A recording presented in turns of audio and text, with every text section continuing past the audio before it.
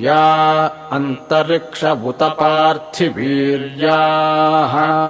या सामषाढा अनुयन्ति कामम् तान आपश्यग्स्यो न भवन्तु याश्च कोऽप्यायाश्च नाद्याः समुद्रियाः याश्च वैशन्ति ऋतप्रासचीर्याः या सामषाढा मधुभक्षयन्ति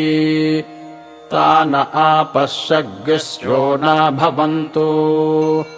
तन्नो विश्वे उपशृण्वन्तु देवाः तदषाढा अभिसंयन्तु यज्ञम्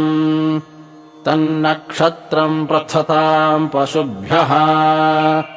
कृषिर्वृष्टिर्यजमानाय कल्पताम्।